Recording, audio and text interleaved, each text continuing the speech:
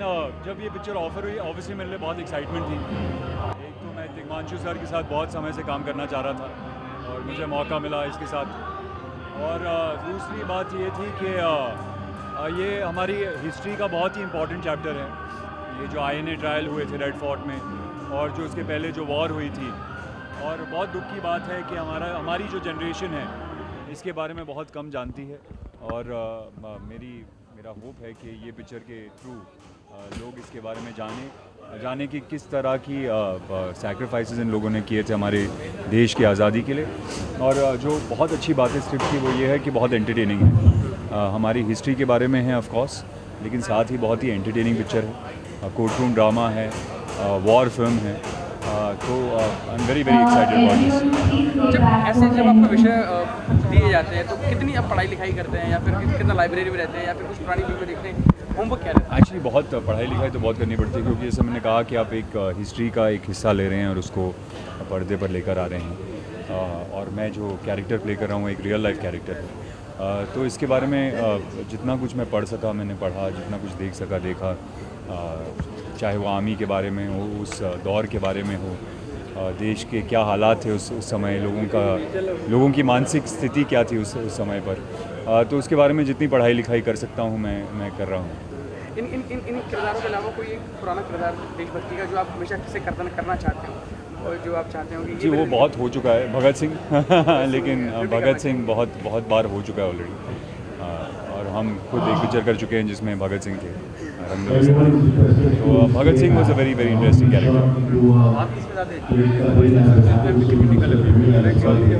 ज़्यादा यकीन करते हैं? जी वो मेरा ये मानना है कि पिक्चर अच्छी होती है बुरी होती है। ये क्रिटिकल कमर्शियल वो सब मुझे ज़्यादा समझ नहीं है। अगर मुझे स्क्रिप्ट अच्छी लगती है तो मैं करता हूँ। और मेरी उम्मीद रहती है कि ना सिर्फ लोगों को ये पिक्चर अच्छी लगे लेकिन बॉक्स ऑफिस पे भी चले।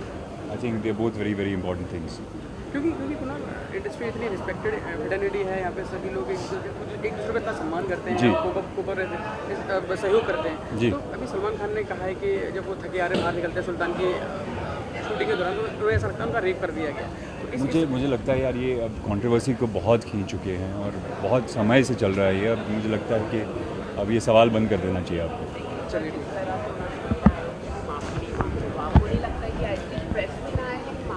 जी अब एक स्टेटमेंट चाहे आपको सही लगे गलत लगे या मुझे सही लगे गलत लगे, उसको आप मतलब कितने हफ्ते हो गए हैं अब ये स्टेटमेंट खींचती जा रही है, हेडलाइन न्यूज़ बन चुकी है, पेपर्स में आ चुका है। मुझे नहीं लगता कि एक स्टेटमेंट को इतना ज़्यादा इम्पोर्टेंस देना चाहिए। मतलब हो चुका है।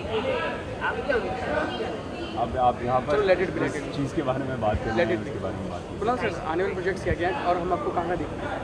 आने वाले प्रोजेक्ट्स एक मेरा प्रोजेक्ट है वीरम, जो एक ट्राइलिंगुअल पिक्चर है, मकबeth पर बेस्ड है।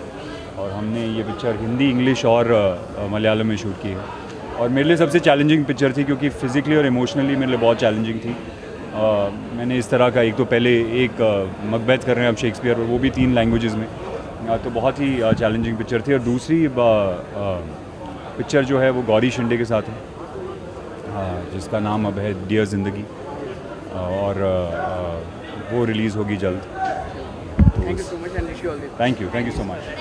सबसे पहले जानना चाहेंगे, जब भी आपको इतना ऐतिहासिक रोल दिया गया, आपने मुझे रखी हुई है और हम जानते हैं आप कैरेक्टर में आ चुके हैं, तो क्या रिसर्चेस रही और किन किन चीज़ों के पीछे पड़े, कितनी पढ़ाई लिखाई करी? काफ़ी एक्चुअली स्कूल में तो मैंने ज़्यादा हिस्ट्री का शौक़ रखा नहीं था, पर अब मुझे हिस्ट्री पढ़नी पड़ी। एंड वीव डन हमने काफ़ी रिसर्च की है, जितना अवेलेबल मटेरियल है हमने उसको पढ़ा है, जितनी डॉक्यूमेंट्रीज इस टॉपिक पर बनी है आईएनए के ऊपर और Indian national army, Azad Hind फ़ौज, और जो मेरा कैरेक्टर है प्रेम सहगल, जो उनके बारे में जितनी इन्फॉर्मेशन अवेलेबल है वो हमने अच्छे से पढ़ी, उनके डॉक्यूमेंट्रीज़ देखी। एंड कुछ चीज़ें जो हैं हमें क्रिएट करनी पड़ती हैं जो अवेलेबल नहीं हैं, और कुछ चीज़ें जो अवेलेबल हैं उनको हम यूज़ करेंगे, तो उनका कॉम्बिनेशन बना के we will present this to the world. And I hope के हमारे पास सबकी ब्लेसिंग्स रहे और प्रेम सहगल की ब्लेसिंग रहे, that I play him how he was. And I am very excited.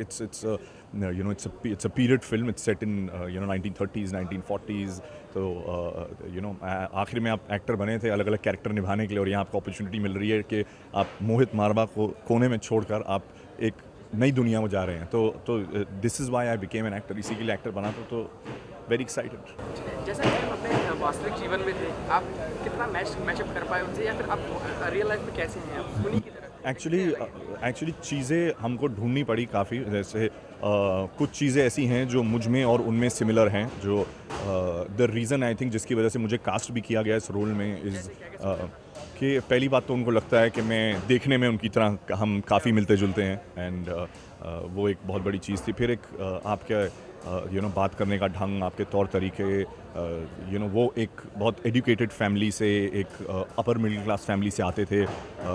By luck मैं भी उसी टाइप की फैमिली से आता हूँ, और उनने अपनी पढ़ाई पे काफ़ी ध्यान दिया है, और उनको एक काफ़ी अच्छा चाइल्डहुड मिला, और I have also been lucky that way कि मेरे को भी एक अच्छा चाइल्डहुड मिला है। मेरे को तो मैं एक्चुअली कर ये रहा हूँ कि जितने पॉइंट्स उनमें और मुझ में सिमिलर हैं, उनको सबसे पहले मैंने नोट डाउन कर लिया कि ये मेरा स्टार्टिंग का मुझे एक बेस मिल गया, और उसके बाद फिर आप उसके ऊपर कैरेक्टर क्रिएट कर रहे हैं। तो इट्स बिन वेरी इंटरेस्टिंग, और मैं तो वेट कर रहा हूँ लंच हो और उसके बाद शूटिंग शुरू हो, और कैरेक्टर में हम आ गए, और जाके प्रेम सहगल के कैरेक्टर को बस बखूबी निभाएं और लोगों को पसंद आए।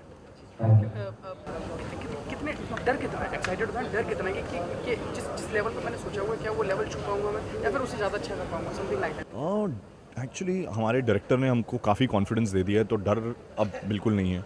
आई थिंक हमने काफ़ी इन्फॉर्मेशन कलेक्ट कर ली है, हमको काफ़ी डेटा हमारे पास आ गया है, तो आई थिंक अब उसको बस यूज़ करने की बात है। अब it's we are feeling very confident with and a director like Tigmanshu Dhulia, जो he is a master story teller, और I feel I am lucky कि मैं अपनी दूसरी पिक्चर उनके साथ कर रहा हूँ।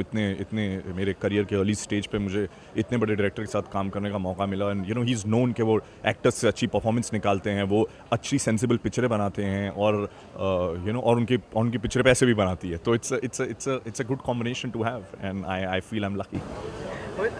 इसके बाद हम आपको कहाँ से देख पाएंगे? अभी फ़िलहाल पूरी कंसंट्रेशन, पूरी एनर्जी राग देश बर्थ ऑफ अ नेशन पे है, एंड ये ऐसा कैरेक्टर है कि मैंने अपनी लाइफ की जितनी बाकी चीज़ें उन सबको हटा दिया है। अभी only one focus, straight focus, and is this film, so just excited for राग देश बर्थ ऑफ अ नेशन। चलिए ठीक है, thank you so much, and Thank you.